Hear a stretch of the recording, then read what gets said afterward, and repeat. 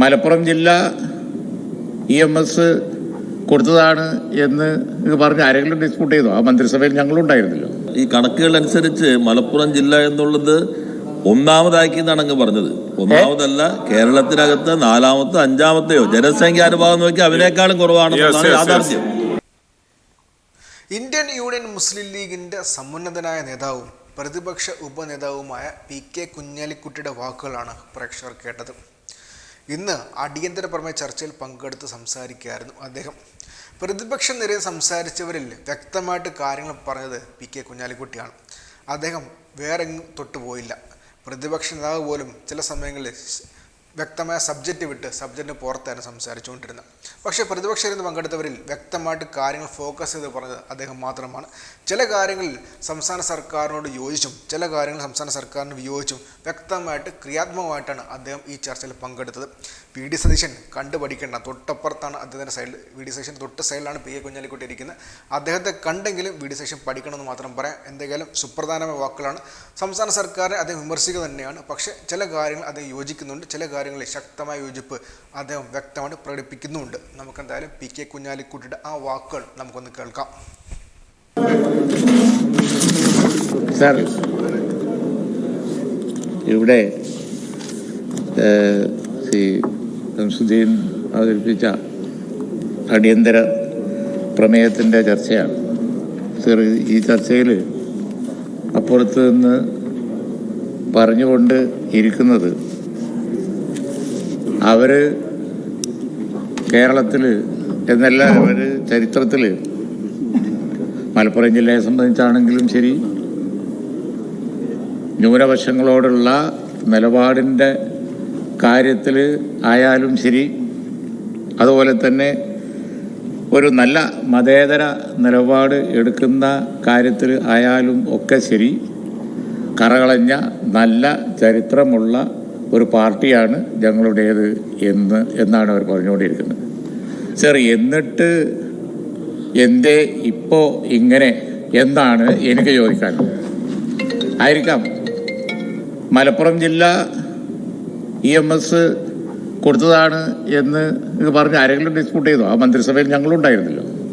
ഞങ്ങൾ ആവശ്യമായിരുന്നു. അന്ന് CH ഉണ്ടായിരുന്നു, അഹമ്മദ് കുരിക്കലുണ്ടായിരുന്നു. ഞങ്ങളുടെ ആവശ്യമായിരുന്നു ആ പിന്നോക്ക പ്രദേശങ്ങളൊക്കെ കൂട്ടി യോജിപ്പിച്ചുകൊണ്ട് ഒരു ഒരു ഒരു ജില്ല വേണം എന്നുള്ളത്. അത് പറഞ്ഞത് എന്തിനായിരുന്നു എന്നുള്ളത് പതിറ്റാണ്ടുകൾ കഴിഞ്ഞപ്പോൾ, കാലം കുറേ കഴിഞ്ഞപ്പോൾ ഇപ്പം തെളിഞ്ഞല്ലോ. അതായത് ആ പ്രദേശം വികസിച്ചു, അവിടുത്തെ ജനങ്ങൾ വികസിച്ചു, ബോധമുള്ളവരായി, വിദ്യാഭ്യാസമുള്ളവരായി, കേരളത്തിന് അഭിമാനകരമായ ഒരു സ്ഥിതിയിലേക്ക് വന്നു. സർ, ഇപ്പം അടുത്ത കാലത്ത് ഇവിടെ LDF വന്നു, UDF വന്നു, അനവധി ഗവൺമെൻറ്റുകൾ കഴിഞ്ഞു പോയല്ലോ. മലപ്പുറത്തെ ആ ഗവൺമെൻറ്റിൽ ഇരുന്നവരൊക്കെ പ്രകീർത്തിച്ചു. ഞാനാര ഗവൺമെൻറ് ഉണ്ടായിരുന്നു, എല്ലാ ഗവൺമെൻറ്റുകളും ഉണ്ടായിരുന്നു. അവരൊക്കെ ഡെവലപ്മെൻറ്റിന് മാതൃകയാണ്. ജനകീയ ആസൂത്രണം ഞങ്ങൾ കൊണ്ടുവന്നപ്പോൾ ഞങ്ങൾ സഹകരിച്ചു എന്ന് പറഞ്ഞു. ജനപങ്കാളിത്തത്തിന് മാതൃകയാണ്. നല്ല മാതൃകയായി നിന്നു എന്ന് ഇക്കാല അത്രയും പറഞ്ഞ നിങ്ങൾ ഇപ്പം എന്താ മാറ്റി? എന്തേ ഇപ്പോൾ? എന്നിട്ടെന്താ ഇപ്പോൾ ഇങ്ങനെ? ഇപ്പം എങ്ങനെയെന്ന് ചോദിച്ചു കഴിഞ്ഞാൽ, സർ, ഞാൻ കഴിഞ്ഞ ഏതാനും മാസങ്ങൾക്ക് മുമ്പ് ഡൽഹിയിൽ നടന്ന ഇന്ത്യ മുന്നണി യോഗം ഓർക്കുകയാണ്. ആ യോഗത്തിൽ ഇപ്പം അടുത്ത കാലത്തെ ശരീരമായ ശ്രീ സീതാറാം യെച്ചൂരി ആണ് പ്രധാനമായും പ്രമേയങ്ങളെ ഡ്രാഫ്റ്റിങ്ങിൽ ശ്രീ സോണിയാഗാന്ധിയും രാഹുൽ ഗാന്ധിയും ഒക്കെ ആയിട്ട് കൂടി ചെയ്തുകൊണ്ടിരുന്നത്. പ്രധാനപ്പെട്ട ഒരു ചർച്ചാ വിഷയം എന്ന് പറയുന്നത് ദേശീയതയുടെ, ദേശവിരുദ്ധ കാര്യങ്ങളുടെ പേര് പറഞ്ഞ് ഒരു പർട്ടിക്കുലർ കമ്മ്യൂണിറ്റിയെയും ചിലരെയും ഒക്കെ ഇന്ത്യ രാജ്യത്ത് അവിടെയും ഇവിടെയും പീഡിപ്പിക്കുകയും ജനകീയ വിചാരണ ചെയ്യുകയും അതുപോലെ തന്നെ അവരുടെ ഭവനങ്ങൾ ബുൾഡോസർ വെച്ച് തകർക്കുകയും ഒക്കെ ചെയ്യുന്നതിനെ എതിർത്തുകൊണ്ട് ഇന്ത്യ മുന്നണി പാസ്സാക്കിയ പ്രമേയത്തിൻ്റെ ഡ്രാഫ്റ്റ് അത് ചെയ്തത് അതിന് കാർമ്മികത്വം വഹിച്ച സീതാറാം യെച്ചൂരിയാണ്. ഞാനവിടെ കണ്ടുകൊണ്ടിരിക്കുകയായിരുന്നു. പക്ഷേ സോണിയാഗാന്ധി പ്രോത്സാഹിപ്പിച്ചു, രാഹുൽ ഗാന്ധി പ്രോത്സാഹിപ്പിച്ചു, ഞങ്ങളൊക്കെ ഉണ്ടായിരുന്നു, കണ്ടുകൊണ്ടിരിക്കുകയായിരുന്നു. പക്ഷേ എന്നിട്ട് എന്തേ ഇപ്പോൾ ഇങ്ങനെ? പറഞ്ഞതെന്താ? കേരളത്തിൻ്റെ മണ്ണ്, നിങ്ങൾ ഭരിക്കുന്ന ഈ സ്റ്റേറ്റ് ദേശവിരുദ്ധ പ്രവർത്തനങ്ങൾക്ക് ഫണ്ട് കൊടുക്കുന്ന സ്റ്റേറ്റാണ് എന്ന് നിങ്ങൾ പറഞ്ഞത് നിങ്ങൾക്ക് ഭൂഷണമാണോ അതോ നാണക്കേടാണോ എന്ന് നിങ്ങൾ പറഞ്ഞതാര്? അതാണ് അത് അത് അത് ഞാൻ പറയട്ടെ, അത് സംസ്ഥാനത്തിന്റെ മുഖ്യമന്ത്രിയുടെ പേരിൽ എൻഡോസ് ചെയ്യപ്പെട്ടു. ചെറിയ കാര്യമാണോ? എന്താ എന്റെ ആളെ കണ്ടുപിടിക്കാത്ത നിങ്ങള്? പറഞ്ഞ കാര്യം ചെറുതാണോ? നിങ്ങൾ വിചാരിക്കുന്നുണ്ടോ ഇത് യൂസ് ചെയ്യൂല എന്നുള്ളത്?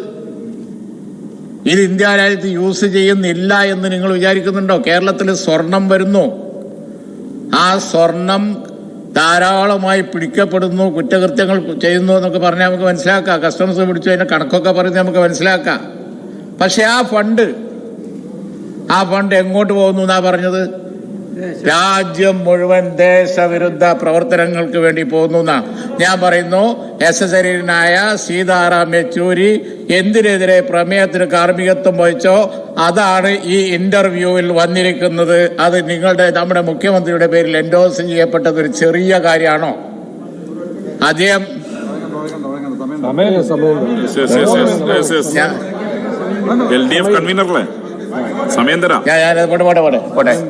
അങ്ങ് സംസാരിക്കുന്നത് ഹിന്ദുവിൽ വന്നിട്ടുള്ള ഒരു ലേഖനത്തിൽ ഒരു അഭിമുഖത്തിൽ വന്ന ഒരു പരാമർശമാണ്. ഹിന്ദു പത്രം തന്നെ അതിൽ ഖേദം പ്രകടിപ്പിക്കുകയും ബഹുമാനപ്പെട്ട മുഖ്യമന്ത്രി പറഞ്ഞ കാര്യങ്ങളുടെ പുറത്ത് ചില കാര്യങ്ങൾ ആഡ് ചെയ്തു എന്നുള്ളത് അവർ തന്നെ ഖേദം പ്രകടിപ്പിച്ച് പറഞ്ഞു. അപ്പൊ അതൊരു നിലപാടായിട്ട് അങ്ങനെ നിഷേധിക്കപ്പെട്ട ഒരു പ്രശ്നം ഇങ്ങനെ വ്യാഖ്യാനിക്കുന്നത് ശരിയാണോ? നിങ്ങൾ ഭരിക്കുന്ന ഈ കേരളത്തിന്റെ മണ്ണ് ദേശവിരുദ്ധ പ്രവർത്തനത്തിന് ഫണ്ട് ചെയ്യുന്ന സ്ഥലമാണ് എന്ന BJPയുടെ ക്യാമ്പയിൻ കേരളത്തെ കുറിച്ച് അങ്ങനെയാണല്ലോ പറയുന്നത്. മലപ്പുറത്തെ കുറിച്ചല്ല, കേരളത്തെ കുറിച്ച് യോഗി ആദിത്യനാഥ് പറഞ്ഞുകൊണ്ടിരിക്കുന്നതാണ്, അവരൊക്കെ പ്രചരിപ്പിച്ചുകൊണ്ടിരിക്കുന്നതാണ്. കേരളം അതാണെന്നാണ്. അങ്ങനെയുള്ള ഒരു വിഷയം മുഖ്യമന്ത്രിയുടെ പേരിൽ വന്നവരെ നിങ്ങൾ എന്തുകൊണ്ട് ശിക്ഷിക്കുന്നില്ല? അവരെ നിങ്ങൾക്ക് എന്തുകൊണ്ട് നടപടിയെടുക്കുന്നില്ല? ഇതിന്റെ ഫാർ റീച്ചിങ് ഇഫക്റ്റ് ചെറുതാണെന്ന് നിങ്ങൾ കരുതുന്നുണ്ടോ? ഇതിന് ഫാർ റീച്ചിങ് ഇഫക്റ്റ് ഉണ്ട്. ഇതിന് ഇപ്പൊ തന്നെ ഹരിയാനയിൽ ഇന്ത്യ മുന്നണി ജയിക്കുമെന്ന് വിചാരിച്ചു. എന്ത് പ്രചരണ AC എന്ന് അറിഞ്ഞൂടാ. ഈ പ്രചരണം, ഈ വെപ്പൺ BJP ഇന്ത്യ ഒട്ടാകെ കൊണ്ടു നടക്കുന്ന വലിയൊരു വെപ്പണാണ്. ആ വെപ്പണാണ് നിങ്ങൾ ഹിന്ദുവിന്റെ ഇന്റർവ്യൂവിൽ അവർക്ക് കൊടുത്തത് എന്ന് പറയാതിരിക്കാൻ വയ്യ. വലിയ ഗൗരവമുള്ള വിഷയമല്ലേ അത്? അതിങ്ങനെ ലാഘവത്തോടു കൂടി നിങ്ങൾ വിട്ടിരിക്കുകയാണോ? കേരളത്തിന്റെ മണ്ണ് സ്വർണം കൊണ്ടുവന്ന് കള്ളപ്പണം ഉണ്ടാക്കി ആ കള്ളപ്പണം ദേശവിരുദ്ധ പ്രവർത്തനങ്ങൾക്ക് വേണ്ടി കൊടുക്കുന്നു. ഇതാണ് പറഞ്ഞിരിക്കുന്നത്. ഇത് നമ്മൾ അന്തരീക്ഷത്തിൽ കിടക്കുന്നത് നല്ലതാണോ? അതിനെക്കുറിച്ച് നിങ്ങളൊരു തീരുമാനം എടുക്കണം. അതിനെക്കുറിച്ചുള്ള ക്ലാരിറ്റി വരുത്തണം. മുഖ്യമന്ത്രി അറിയാതെ പറഞ്ഞതാണെങ്കിൽ വലിയൊരു പ്ലാനിങ് അതിന്റെ പിന്നിലുണ്ടായിട്ടുണ്ട്. ഇലക്ഷൻ നടന്നുകൊണ്ടിരിക്കുന്ന സമയത്ത് ഈ ഏജൻസിയുടെ പിന്നിൽ എന്തോ നടന്നിട്ടുണ്ട്. അതാണ് ഇംഗ്ലീഷ്, അത് അവർ ഉപയോഗിച്ചിരിക്കുകയാണ്. ഞാനത് മുഖ്യമന്ത്രി അറിഞ്ഞുകൊണ്ട് ഇങ്ങനെ കൊടുത്തു എന്നല്ലല്ലോ പറയുന്നത്. എങ്കിൽ അതിന്റെ പിന്നിൽ നടന്നിരിക്കുന്ന വിഷയം എന്താണ്? BJP അത് വൻതോതിൽ ഉപയോഗിക്കുന്നു. ഇന്ത്യ മുന്നണിയിൽ ഇപ്പൊ അടുത്ത കാലത്ത് വന്ന ബുൾഡോസിങ്ങിനെ പറ്റിയും ആൾക്കൂട്ട കൊലയെ പറ്റിയും പല സ്ഥലത്തും മണിപ്പൂരിലും അതുപോലെ തന്നെ ബാക്കിയുള്ള സ്ഥലത്തും ഒക്കെ നടക്കുന്ന കൃത്യങ്ങളെ പറ്റി പറഞ്ഞ ആ പ്രമേയത്തിനെതിരാണ്. രണ്ടാമത്തെ ഒരു വിഷയം കൂടി പറയാതിരിക്കാൻ പറ്റില്ല. 2 മിനിറ്റ് കൂടി. അതായത് കരിപ്പൂരിൽ സ്വർണം വരുന്നു. അതിനൊരു മതപരമായ അടിസ്ഥാനം കൊടുത്തത് ശരിയാണോ? ഇന്നലെ ഗോവിന്ദ മാഷ് അത് ഒരു വിധത്തിൽ നിഷേധിച്ചു. നിങ്ങൾ അനുകൂലിക്കുന്ന മതസംഘടനകളില്ലേ? നിങ്ങൾക്ക് വോട്ട് ചെയ്യുന്ന ആ മതത്തിൽപ്പെട്ടവരില്ലേ? ഇതിനെന്തിനാ ഒരു മതപരമായ അടിസ്ഥാനം കൊടുത്തത്? അതിനൊരു മതപരമായ അടിസ്ഥാനത്തിൽ ആ ചർച്ച ഞാൻ പറഞ്ഞതാ. മലപ്പുറം എന്നുള്ളത് ഇപ്പോൾ ടേം ചെയ്ത് ചർച്ച ചെയ്യാം. മലപ്പുറം ഇവിടെ ചർച്ചയായ പല ഘട്ടങ്ങളുണ്ട്. പക്ഷേ ഇപ്പോ മലപ്പുറത്തെ കുറിച്ച് ഈ ചർച്ച നിങ്ങൾ കൊണ്ടുവന്നാണ്. അത് മോശമായി. പിന്നെ ഞാൻ പറയാം പിന്നെ ഈ അടുത്ത കാലത്ത് അവിടെ ഒരു SP ഉണ്ടായി. ഞങ്ങൾ ഈ നിയമസഭയിൽ ആ വിഷയത്തിന് മുമ്പ് പറഞ്ഞില്ലേ? രാഷ്ട്രീയമായിട്ടല്ലല്ലോ പറഞ്ഞത്. പെയിന്റിങ് വർക്ക് എടുത്ത് നടക്കുന്ന ഒരാളാണ് ഈ താമർ ജിഫ്രി എന്ന് കേൾക്കുമ്പോൾ ഏതാണ്ട് വലിയ ആളാന്ന് വിചാരിക്കണ്ട. തൊഴിലാളിയാണ്, ഒരു പണിയില്ലാതെ നടക്കുന്നവനാണ്. ആ തല്ലിക്കൊന്ന താമർജീപുരി. അയാളുടെ ജ്യേഷ്ഠൻ എന്ന് പറഞ്ഞാൽ അന്വേഷിച്ചാൽ മതിയല്ലോ. ഞങ്ങളെ പാർട്ടിക്കാരനൊന്നുമല്ല. അങ്ങനെ നടക്കുന്ന ഒരു തൊഴിലാളിയാണ്. സർ, എന്തൊരു തല്ലിക്കൊന്നു, എന്തൊരു ക്രൂരത കാണിച്ചത്. അയാൾ അവിടുന്ന് ഉടനെ ട്രാൻസ്ഫർ ചെയ്യണം ഞങ്ങളോട് പറഞ്ഞു. ഞാനിവിടെ വന്ന് അത് സംസാരിക്കുകയുണ്ടായി. പക്ഷേ പിൽക്കാലത്ത് നടന്ന സംഭവവികാസങ്ങൾ, ഇത്ര കേസ് പിടിക്കണം, അത് ഇത്ര എണ്ണം മയക്കുമരുന്നായിരിക്കണം, കുറ്റകൃത്യങ്ങൾ വർദ്ധിപ്പിക്കാൻ ബൈക്കിന്റെ പിന്നിൽ പോയാൽ മതി, അതിനൊരു കേസ് നമ്പർ വർദ്ധിപ്പിച്ച് ഇതൊരു പ്ലാനിങ് നടക്കുന്നുണ്ടെന്ന് ഞങ്ങൾ അന്ന് പറഞ്ഞില്ലേ? അത് നിങ്ങൾ ശ്രദ്ധിച്ചോ? എന്തിനാ മലപ്പുറം ജില്ലയെ ക്രൈമുകൾ കൂടുതലാണ് എന്ന് ആക്കി? അതിന്റെ പിന്നിൽ എന്തോ ഒരു പ്ലാനിങ് ഉണ്ട്. അതാണല്ലോ അദ്ദേഹം. സർ, രണ്ട് മിനിറ്റ്. വ്യത്യസ്തമായ കാര്യമാണ്. ഈ കണക്കുകൾ അനുസരിച്ച് മലപ്പുറം ജില്ല എന്നുള്ളത് ഒന്നാമതാക്കി എന്നാണ് അങ്ങ് പറഞ്ഞത്. ഒന്നാമതല്ല, കേരളത്തിനകത്ത് നാലാമത്തെ അഞ്ചാമത്തെയോ ജനസംഖ്യാനുപാതം നോക്കി അവനേക്കാളും കുറവാണെന്നാണ് യാഥാർത്ഥ്യം. ആ യാഥാർത്ഥ്യത ഈ സുജിദാസ് അവധി കഴിഞ്ഞിട്ട് പിന്നെയും കുറെ കാലം അവിടെ ഇരുന്നു. ഇരുത്തി ഭരണം നിങ്ങളതല്ലേ. ഞങ്ങൾ പറഞ്ഞു അദ്ദേഹത്തിന് അവധി കഴിഞ്ഞിട്ട് നാലെങ്കിലും ഒന്ന് മാറ്റിയില്ല. അദ്ദേഹമാണ് ശ്രമിച്ചിട്ട് എന്താ പറയുക, 40 ഇരട്ടി ക്രൈം കൂട്ടി അദ്ദേഹത്തിന്റെ കാലത്ത്. 40 ഇരട്ടി അല്ലേ? 40 ഇരട്ടി കൂട്ടി. നിങ്ങൾ എന്തുകൊണ്ട് ശ്രദ്ധിച്ചില്ല? നിങ്ങൾ നിങ്ങൾ ഭരണകക്ഷിപ്പെട്ട MLA കൊണ്ട് ഇത് പറയിപ്പിക്കേണ്ടിയിരുന്നോ? നിങ്ങൾ എന്തുകൊണ്ട് ശ്രദ്ധിച്ചില്ല? വലിയ അനീതി നടന്നു, അത് വസ്തുതയാണ്. അതൊക്കെ പോട്ടെ സർ, ഇപ്പോ ഈ ദേശവിരുദ്ധത്തിന് പടം വരുന്നൊരു സ്ഥലമാണ്. ആ നിലയിൽ മലപ്പുറത്തെ ടേം ചെയ്യേണ്ട വല്ല ആവശ്യങ്ങൾക്കുണ്ടോ? ഈ പറഞ്ഞതുപോലെ ജില്ലകൾ കൊടുത്താണ്, ഞങ്ങളെ ചരിത്രം ഇന്നതാണ്, മതേതരത്വമാണ്. ഞങ്ങളാരെങ്കിലും അതിൽ ഡിസ്പ്യൂട്ട് ചെയ്തോ? ഇല്ലല്ലോ. നമ്മൾ ഒന്നിച്ചിരുന്ന് കൊടുത്താൽ. പക്ഷേ ഇപ്പൊ എന്തേ ഇങ്ങനെ? ഇപ്പൊ ഇത്തരത്തിലുള്ള ഒരു പ്രചരണത്തിന് വേണ്ടി എന്താ കാർഡ് മാറ്റി കളിക്കുകയാണോ? കാർഡ് മാറ്റി ഏത് നയമെടുക്കാനും നിങ്ങൾക്ക് സ്വാതന്ത്ര്യമുണ്ട്. പക്ഷേ ഇന്ത്യ രാജ്യത്ത് BJP വലിയ തോതിൽ ഉപയോഗിച്ചുകൊണ്ടിരിക്കുന്ന ഒരായുധമാണ് നിങ്ങളെടുത്ത് പ്രയോഗിക്കുന്നത് എന്ന് മറക്കരുത് എന്നാണ് ഈ സന്ദർഭത്തിൽ എനിക്ക് പറയാനുള്ളത്. അത് ഫാർ റീച്ചിങ് ഇഫക്റ്റ് ഉണ്ടാക്കും.